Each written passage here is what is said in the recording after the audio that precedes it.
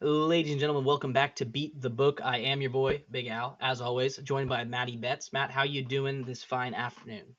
I'm good, man. Arizona weather, it's nice, a little mild for November or so I hear. I don't know, it's like probably gonna get up to like 74 today. So, kind of mild, Mm. not 90s or 85, but well, we like the 75-degree weather. It's not bad. How's that over there in Washington? Well, I've got this Christmas sweater on because obviously we're past Thanksgiving, so we can pull the Christmas stuff out now. And it's a crisp 42 degrees out here. There's frost everywhere. The grass was frozen when I woke up. There's a little kiddie pool outside that I think has water in it that's going to be frozen in the next couple days, fully solid. But yeah, no. So it's a far cry from the 75 that you're dealing with over there. Yeah, I'm glad I left. I'm glad I left. On to Yeah, yeah. bigger, brighter, and warmer things. That's what they tell me. That's what they tell me. Well, All you right, want to so jump in? Go ahead. Go ahead. go You ahead. take it away. Okay, Go ahead. okay. I thought I was opening, but if you want to just take over, that's fine. No, you're good. My bad. Okay, okay. Yeah, so guys, we're jumping into Monday Night Football. Browns taking on the Broncos. Spreads 5.5 on DraftKings. I'm not sure what it is on Matt's book. He uses FanDuel, and he also kind of jumps into MGM sometimes. The over/under set at 42. Matt, what are your thoughts on this game and how this Monday Night Football matchup is going to go? All right, so I'm going to speak for the people. I am a man of the people. The people love me. The people love the touchdown scores. They love the picks that we give out on this show. Uh, we're just going to say it for what it is. The Broncos are a good team. They are. They're in the wild card right now. They're on the up and up. They look good. They found the quarterback. It looks like they're on the right track. The Browns, that's what they are. They're just brown. Like normally you're seeing brown, you're flushing it. Like we're not doing anything here. The Browns are not a good team. They're not a great team. They are bottom of the tiers in my opinion.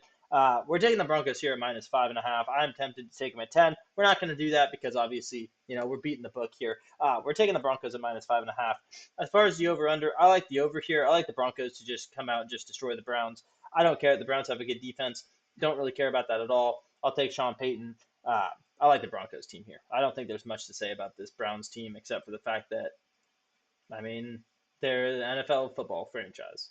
There you go. Okay, Give them their okay. flowers. I will say I'm in lockstep with you there. I've actually I started the season not liking the Broncos, but as the season has progressed, I have shifted my tone on it, and I think the Broncos are one of the better teams. They remind me a lot of the Chargers personally. They play really good defense, and then they've got a quarterback who's grown. Like Bo Nix has started to look better and better as the weeks progress, and he's been dealing. Like 2 weeks ago, he had 4 touchdown passes.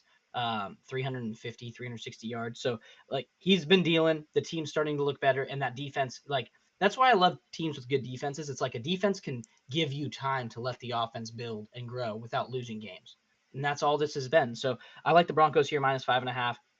I am also with you on the over. I think that not Denver, but Cleveland's going to be able to come in and actually score some points. Jameis has looked pretty good. There's not going to be snow like there was in the Steelers game. I think they'll be able to score some points. And then at the end of the day, the Broncos are just a superior team and will end up scoring more. So I think it's, you're looking at something. I think Broncos are going to get close to 30 points, and then the Browns will probably get to 20. So I think we're looking at like 50 points. So 42 feels too low to me. So I trust the over. And yeah, that's kind of my take on the situation. Yeah. To recap what you were saying earlier about how, you didn't really like the Broncos at the start of the season.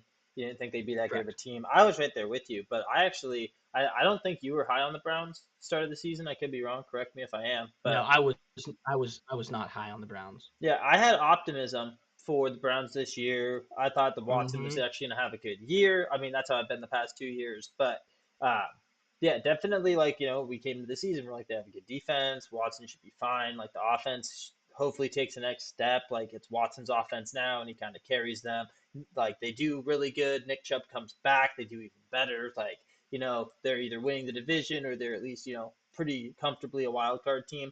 And that just was not the case at all. Like their offense was putrid. The defense was actually Mm-hmm. lackluster compared to what we thought they were going to be. We thought they were going to be this dominant unit, look like the Niners from last year or 2 years ago, and just hasn't been the case at all. Like their defense is still good. I'm not going to say that their defense is horrible, but not great defense. It's a good defense. So, I mean, yeah, I mean, I'm definitely kind of bummed that I was so high on the Browns coming into the year, and I mean, good job on Sean Payton and the Broncos for turning things around and proving us wrong.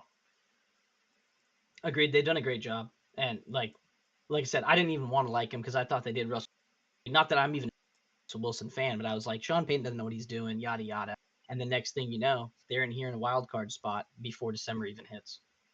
Yep, exactly. Good on the Broncos. Good on the Broncos. All right, let's jump into this 4-pick parlay here, Matt. I know it's not your favorite part of the video, but it is like one of your favorite parts. Your least favorite part is what we just did. So let's get to your second favorite part, which is the 4-pick parlay. What did you bring to the table for me? If you guys are new to the channel, by the way, which shouldn't be because it's week 13, but we give a 4-pick prop parlay for the game. It has to be anywhere from between plus 500 and plus 2,000. We pick 4 props we really like, throw them together, bada bing, hand them out to you guys, and yeah, it's parlays are fun. That's why we've been doing them.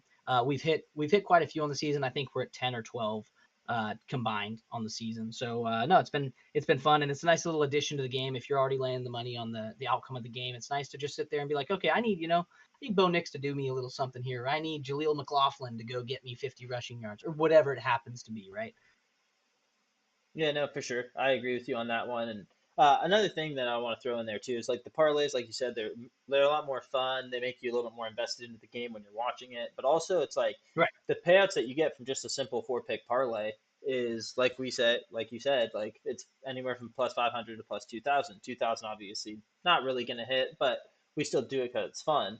And I mean, you can make up like for a couple of our parlays that we've done this year that we've hit on, like we've hit on 900s, 800s, we hit on a 1,200. Like when you hit on a bet like that, if you're just throwing one unit on everything that you bet for like the whole entire week, and you make let's just say 12 to 15 bets, you make almost all that back just by hitting one of these 4-pick parlays, and we give you guys like 4 of them every week. So it definitely makes the game more fun. It can also kind of save you too. It's kind of like a get even or get even worse type situation there, where when you do hit, it's like, dang, I just won, 9 units and got 10 units back because I got my original unit back, and that covers almost all my bets for the whole week. So they definitely help make the game more fun. Just props all the way around, if you know what I mean. So we'll jump into mine. We got Bo Nix over 1.5 passing touchdowns.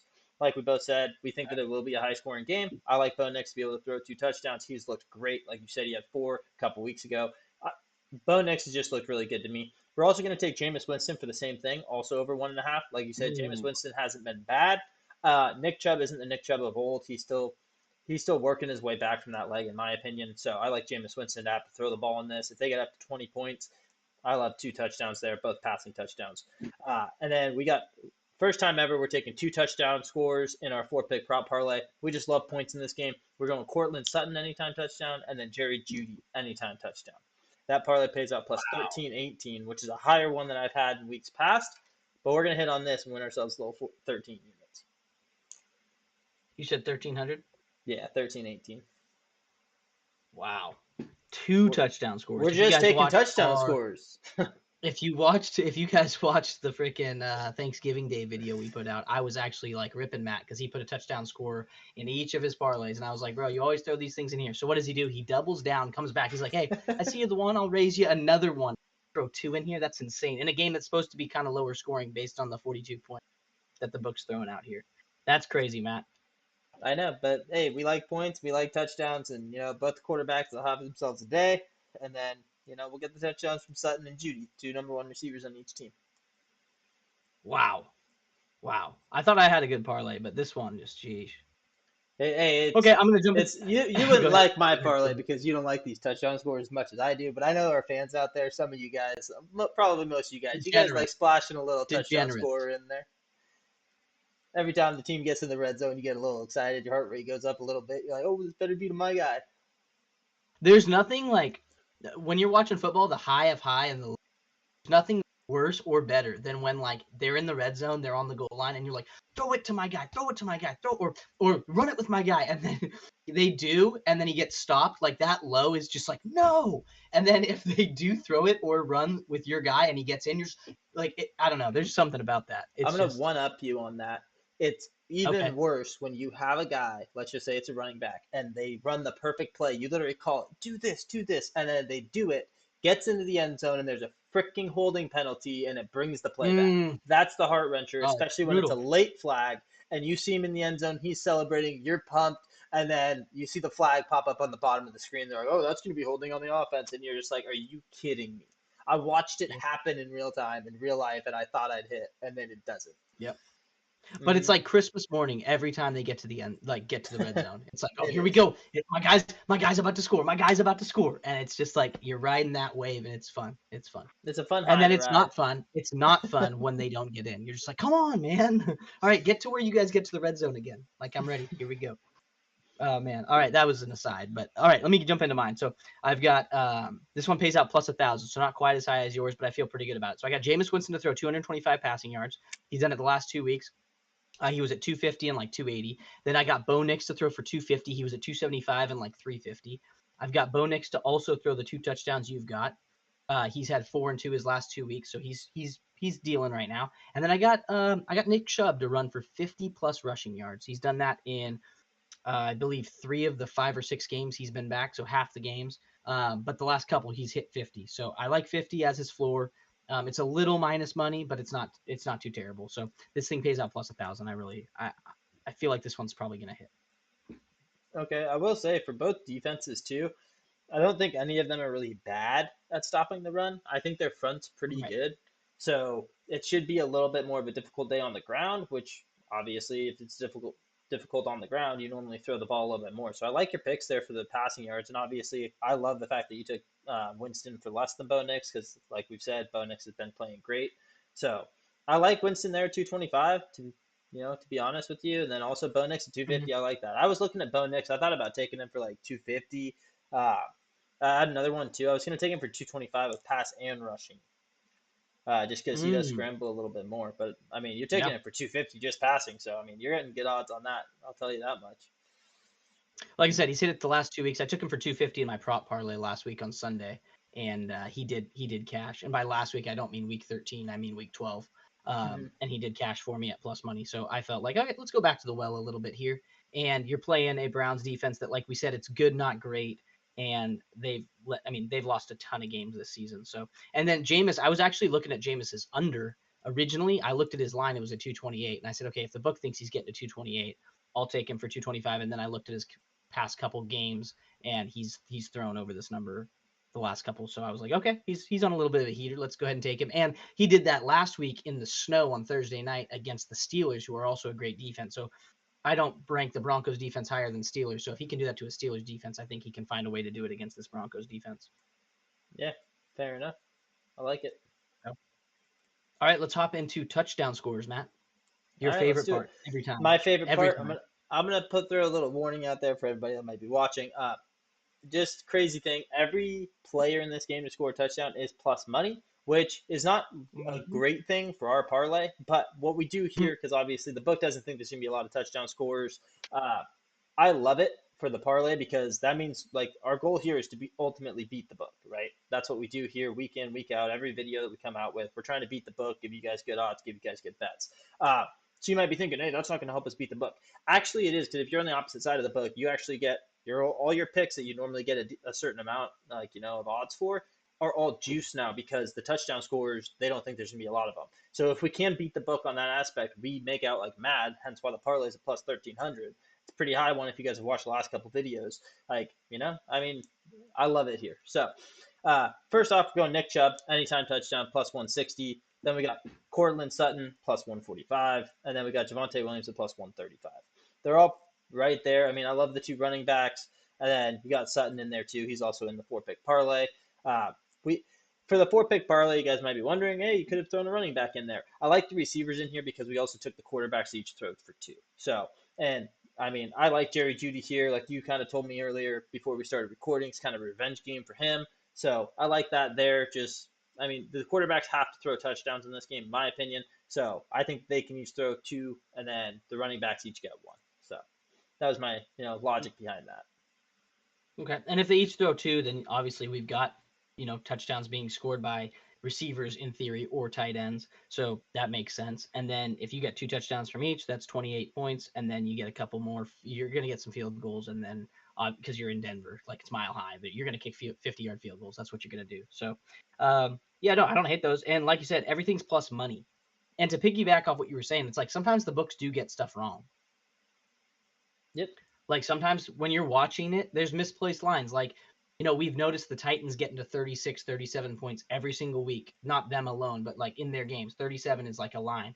So if we see it at 40 and we know we in our teasers we tease that down to 34, that's a no-brainer when this team has consistently gotten to this specified number. And the book may not realize it because they're like, oh, this matchup makes sense. But we're looking at the trend of the season and it does make sense. So you can get the book. And if they think it's going to be lower scoring because you got two decent defenses or arguably good defenses and then some questionable offenses, then, you get all these plus money touchdown scores. So you got to take advantage when it's there, Exactly.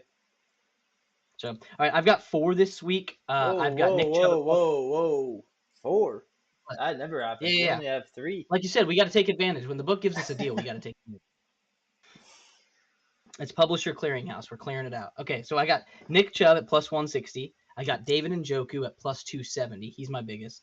I've got Cortland Sutton at plus 130. And then these were my original 3. And then once we started talking about revenge game, I was like, I got to throw Jerry Jeudy there. So I got Jerry Jeudy at plus 185.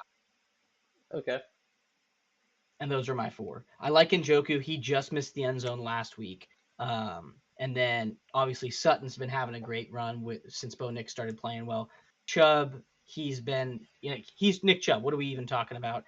He's working his way back, but each week he gets better. So I love that. And then Jerry Jeudy revenge game. He wants to show Peyton, hey, what's up? And he's been playing pretty good balls since Jameis started as well. So I think all of these hit, which would be actually insane as far as a payout.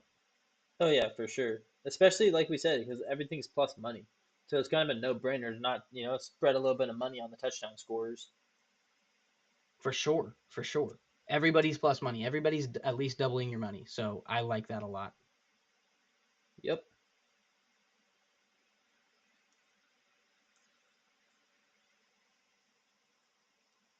I'll wait.